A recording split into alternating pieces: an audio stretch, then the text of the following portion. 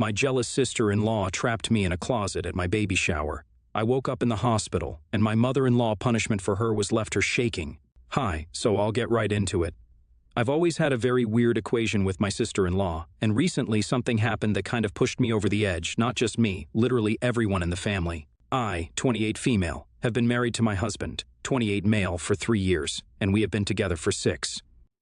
A couple of months ago, we found out that we were expecting our first child together, and we were thrilled about it.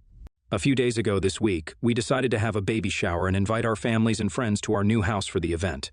My sister-in-law, Connie, 30 male, and her husband were also invited to the event. Connie has been with her husband for 8 years and married for 5. And they have been trying to have a baby for a really long time but haven't been successful.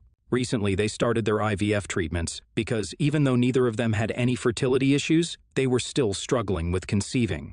Had she been a better person, I might have felt bad for her, but after what she did recently, I'm glad that she hasn't been able to conceive yet because she's crazy and honestly doesn't deserve to be a mother. Connie and I don't really get along, and I would say that it's her fault because I've always been cordial with her. But she just has a weird attitude about everything. Earlier, she used to be nice to my face, but I had heard from several of her family members that she constantly put me down behind my back and made fun of a lot of things about me. So I slowly distanced myself from her. And then eventually we got to the point where we were only nice to each other for the sake of our family and nothing more. So inviting each other to events was more of a formality, and we knew it. She had been invited to my pregnancy announcement party as well, and even there all she had done was sulk. And maybe I should have taken that hint and not invited her this time, but I didn't think much of it. Anyway, a couple of days ago I had my baby shower, and Connie and her husband also attended. They were one of the first few guests to arrive, so we had taken a few people on a house tour since it was a new home. And yes, this is quite an important detail. And anyway, after everyone had arrived and the baby shower was in full swing, I was speaking to a couple of friends when Connie came to my side and asked me if I could show her where our bedroom was, because she wanted to rest for a bit since she was feeling kind of nauseated. I thought that it was quite strange that she came to me and not her brother. But since I was busy with my friends, and also because I was heavily pregnant, I told her to find my husband and ask him since I really didn't feel like getting up.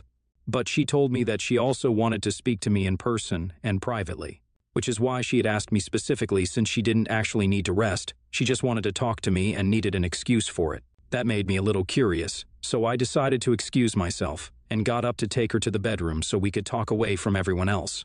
I actually thought that she was going to apologize for her behavior in the past or something because she was being really nice, and I guess that should have made me suspicious. But anyway, I didn't think of it and started walking with her to the bedroom. And here's the deal with our house. It's pretty big, and that means that our bedroom is quite a distance from the living room. There is a really long corridor leading up to it, and on one side of the corridor, we have something like a supply closet. So, while we were crossing there, all of a sudden, Connie grabbed me by the arm, shoved me inside, and locked me in. The closet was a small, dark, cramped room where we were storing a couple of unpacked boxes on the shelves, our vacuum cleaner, and a few mops. We hadn't yet installed lights in that room, and there was no ventilation apart from a tiny window that was situated really high up in the wall. Everyone in the family knows that I suffer from severe claustrophobia, so a room like that is pretty much the stuff of my nightmares. I started panicking as soon as Connie shoved me into the room, and I kept banging on the door and telling her to let me out. But I knew that there was no point, because she must not have stayed outside the door for long. And there was loud music playing in the living room where everyone was sitting because we wanted the baby shower to be fun for everyone. And it was more of a party than a shower. Besides, even without the music, there were a lot of people in the living room, and I'm sure they couldn't hear me above the conversation because the supply closet was a little distance away from the living room. In spite of that, I kept banging on the door and screaming for someone to come and help me until my voice gave out, and I honestly don't remember what happened after that. I guess I must have fainted because of my claustrophobia, since the only thing I remember after that was waking up in the hospital. Thankfully, I was lucky enough to be found about 20 minutes after I had left the living room since it was time to open the presents, but I wasn't even there, so people came looking for me. Apparently, after Connie had returned to the living room without me, she had told my friends that I needed to rest for a bit, and that's why I had chosen to stay in the bedroom and had sent her back to tell them. A pregnant woman choosing to take some time away from a party so she could rest wasn't all that strange. So nobody raised any questions because what Connie had done was so absurd it hadn't even occurred to anybody that she might have been lying. And then eventually, when it was time to open the presents, people started looking for me, and my husband started panicking when he realized that I wasn't in the bedroom like Connie had said. He had the good sense to check the supply closet, and there he found me on the floor, unconscious. It didn't even take a second to call the ambulance so he could rush me to the hospital because he thought that something serious had happened, and I had fainted because of some pregnancy-related complications since I hadn't even woken up when sprinkled with cold water. Our families drove behind us, and my sister stayed back home to handle all the guests until we reached the hospital, and I regained consciousness. Nobody discussed exactly why I had been in the supply closet in the evening, even though I'm the kind of person who refuses to enter that space while there is daylight because of how cramped and small it is. I remained unconscious for about 10 minutes, and when I woke up in the hospital, which is luckily just a few minutes away from our home, they ran some tests and stuff before telling my family that there was nothing they needed to be worried about. I'd just been knocked out cold because I had probably been in a very stressful situation, and my blood pressure had dropped to a dangerously low level. That bit wasn't surprising because ever since I got pregnant, I had been having a lot of trouble with my blood pressure and the way it was fluctuating constantly. And I guess the claustrophobia and the panic attack must have triggered me somehow, which is why I ended up fainting and remaining unconscious for 10 whole minutes. After I came to my senses, they took me home, and my sister made sure that all the guests were served food and told them that I was completely fine so that they wouldn't worry. Once I had come back home, nobody was in the mood to have fun anymore, so everyone went back home, and it was just me and our families who stayed so we could get to the bottom of what had happened. I felt exhausted, so even though I remembered exactly what had happened, I was in no mood to relive it, and I just wanted everyone to leave so I could go to sleep.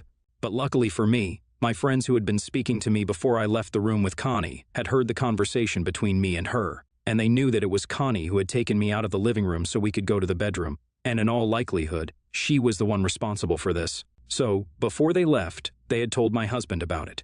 They didn't bother me that evening, but the next morning I found out from my husband that he had confronted Connie before the family had left, and while I was resting in the bedroom, they had been arguing in the living room. Our families were there, and so was he, and Connie kept denying that she had anything to do with locking me in the supply closet. She claimed that she had gone with me to the bedroom to apologize for always being cold and a bit mean to me all the time, and apparently we had made up for the last couple of years. And I told her that I wanted some time away from the party, so I stayed in the bedroom, and she came back. So, she really had no idea why I had ended up in the supply closet and denied having anything to do with it. And since it was just her word against my friends, they couldn't come to a conclusion that evening. But the next morning, I woke up in a much better condition, and after breakfast, my husband asked me what exactly had happened, and I told him everything.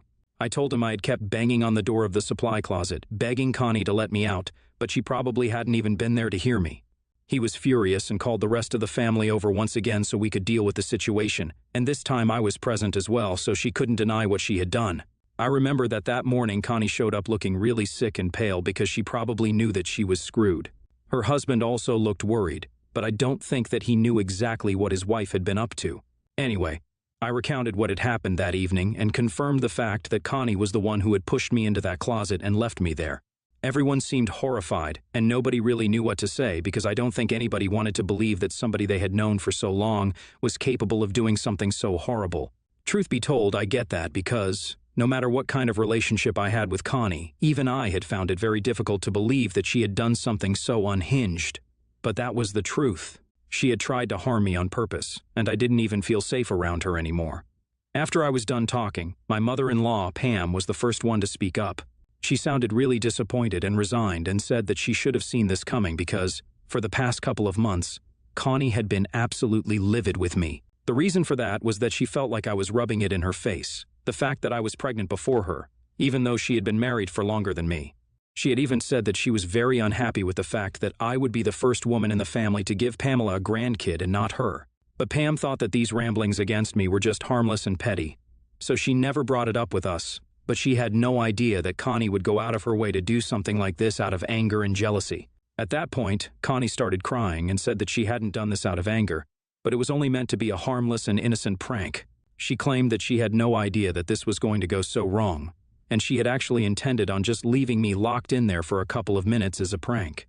And then she would let me out and apologize for not just locking me in, for her behavior towards me for the past couple of years. She said that she had completely forgotten about the fact that I was severely claustrophobic, and when she realized that I had fainted in the supply closet, she knew that people would think that she had done this on purpose, and that's why she had chosen to lie about the previous night because she was scared of the consequences. But now she did not want anyone in the family to misconstrue what she had done, and she had done it. So she insisted that it was just a prank and she didn't really intend to harm me. Unfortunately for her, nobody really believed her because, well, it wasn't very believable. And I was very pissed off that she had put me through so much just because she was upset that she wasn't getting pregnant, as if it was my fault. I hadn't even been rubbing it into anyone's face like she was saying. I had only held a pregnancy announcement a couple of months back, and now this baby shower. As far as I'm concerned, these are very common events pregnant people host, and they are not meant to rub the pregnancy into anyone's face. If that's how she felt, that was her own fault and insecurity showing. Also, what she had said about me being the first woman to give Pamela a grandkid was just disgusting because this wasn't a competition or a race. The bottom line was that she was upset that she hadn't had any luck in getting pregnant, and I hadn't even been trying, but I still got pregnant. And it sucks for her that she's having to deal with fertility issues in spite of having all normal results, but that's really not my fault or my problem. And I had had enough rest, so I was furious the next morning, and I told Connie that for the past couple of years, she has been nothing but weird with me, but I had never even done anything to her. In fact, I had always tried to be nice to her, and she was the one who had constantly faked it with me and then gone behind my back to talk crap about me. Even then, I had stayed dignified and just distanced myself from her, but it seemed like she was just never happy and wanted to make sure that she created enough problems for me. I told her that I could understand that she was feeling jealous and insecure, but for somebody to act like this was just demented, and I did not feel safe around her anymore. I told her that she was a horrible human being for what she had done. Even though nothing had happened to me, something very easily could have happened, and I knew it was not a prank like she was trying to pass it off as. I knew that she saw me as competition, but unfortunately, I was not competing with anyone, and she had no right to drag me into this for no reason. Then I told her that I did not want her visiting or speaking to me anymore, and then I turned to everybody else and said that if they spoke to her again, then I would not speak to them. So it was either going to be her or me. And that's when started protesting, saying that I had no right to do that, especially when she had just been playing a prank. I could see that both she and her husband were actually worried, but I had said whatever I had to say and they could go on screaming, but it didn't matter since I knew that the rest of the family was also going to agree with me. Eventually, Connie got way too loud, and my mother-in-law had to step in. She told Connie to stay quiet because this was just a consequence of her own actions, and she had lost the right to protest against it. And then she said something that shocked us all. She backed me up and told me that I was right. It wouldn't be possible to look at Connie the same way, because what had happened was just insane, and nobody was going to believe her claim of it only being a prank. Then she went on to say that she was cutting Connie out of her life for now, and maybe in the future they would be able to make up. But right now, she didn't want anything to do with her. And that also meant that she was no longer going to be paying for the IVF treatments, so they would have to look for some other way to deal with it. My father-in-law, who is a generally quiet man and mostly lets Pamela do all the talking, also agreed with this, and I'm not even exaggerating. Connie and her husband literally erupted at that point. They started screaming at Connie's parents and said that they couldn't do this since everyone knew that they were really desperate to start a family. And they couldn't afford the IVF treatments along with everything else that was going on, so Connie's parents had been their only hope. For context, my in-laws are quite rich, but Connie's husband's parents aren't exactly on the same level, so they couldn't have approached them for help. Connie and her husband have just started a new business. It's barely been a few months, so they haven't managed to break yet, which is probably why they were relying on Connie's parents for the money for the treatments. We didn't know about that before it was brought up by them, and it was a huge deal that they were backing out of it since Connie had been pretty desperate to have a baby. When Connie and her husband started screaming hysterically, Pam stood her ground and said that given her current state of mind and the way she was behaving, she thought it was best for her not to have a baby right now. And I couldn't agree more. Nobody had anything to say, and Connie just broke down and kind of just fell to the floor while crying, and it was pretty pathetic to see her like that. But I wasn't going to go back on my word. She continued to sob on the floor for about 5 minutes, and nobody said anything during that time. But then she got up, and I thought that she was going to speak to her mother. But she came directly towards me and actually started begging for forgiveness. And I mean, she was really begging. She was on her knees and everything and said that she was genuinely and truly sorry for what she had done, but she knew that I could make this right by speaking to Pam. And I just had to do it. Pam tried to be gentle with her and told her that her mind had been made up, and not even I could change it, but Connie was not ready to listen. She was just hysterical, and I don't think she was in her senses at the time. It was kind of awkward, so I didn't even know what to say, and I really felt bad for her, but there was nothing that I could do.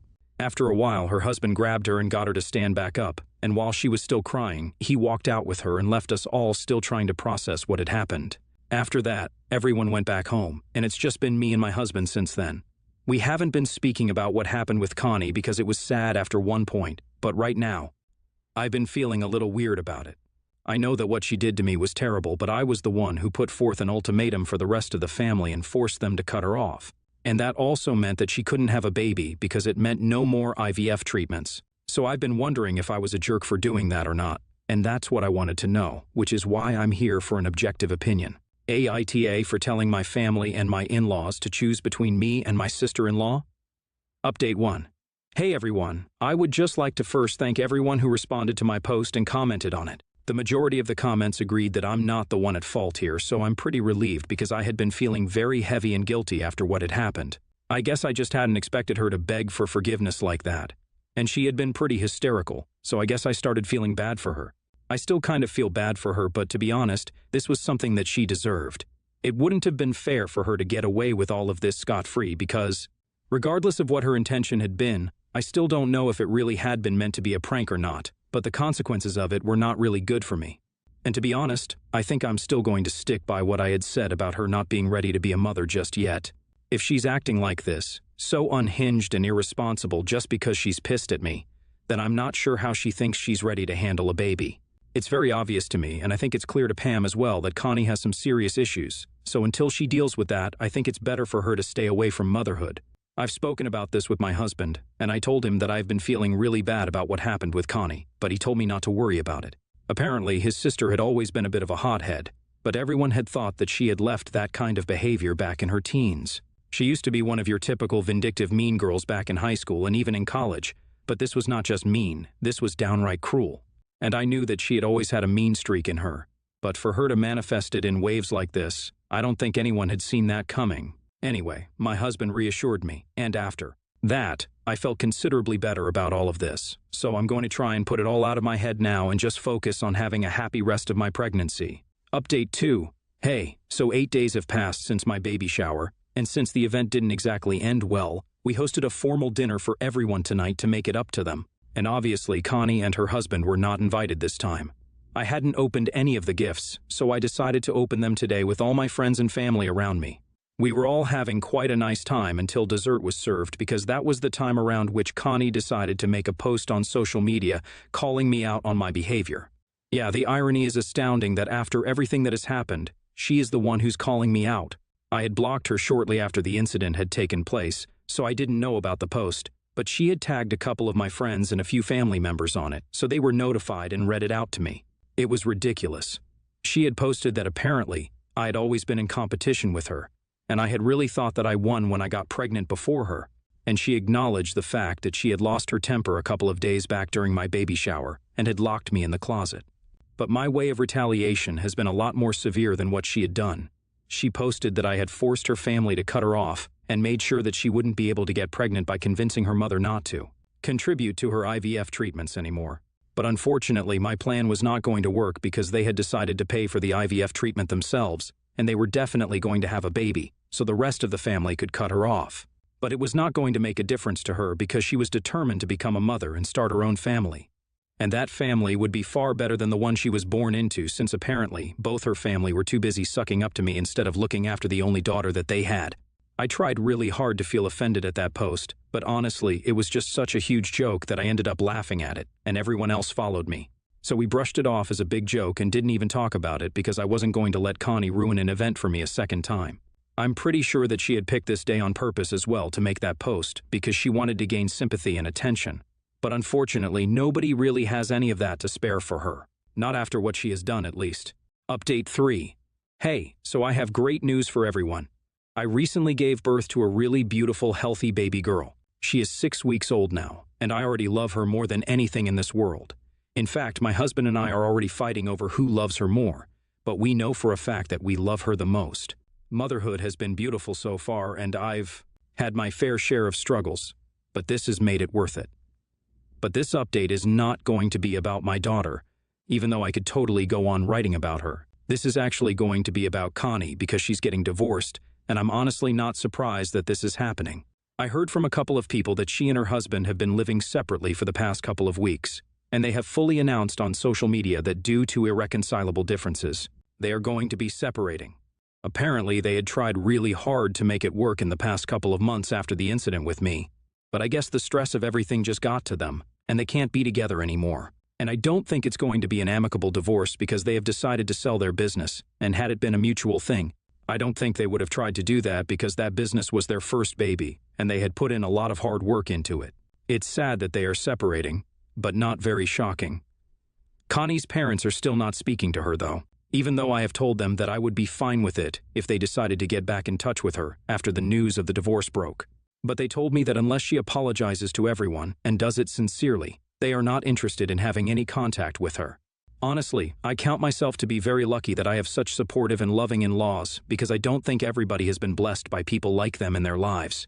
My own parents have also been incredibly supportive ever since I gave birth, and even before that, and I feel really lucky that I have such a great support system around me. Connie could have had the same for herself if she had just bothered to be nice to the people around her, but well, that was never one of her strong suits. At this point, I don't even feel angry, I just feel bad for her. She could have had a good life regardless of the unexplained fertility issues, but she chose this for herself. Anyway, that's none of my concern anymore, and I just felt like I had to share this here so I could get it out of my system. But now all I'm going to do is focus on raising my daughter, and yeah, I can't wait for all the great parts of motherhood.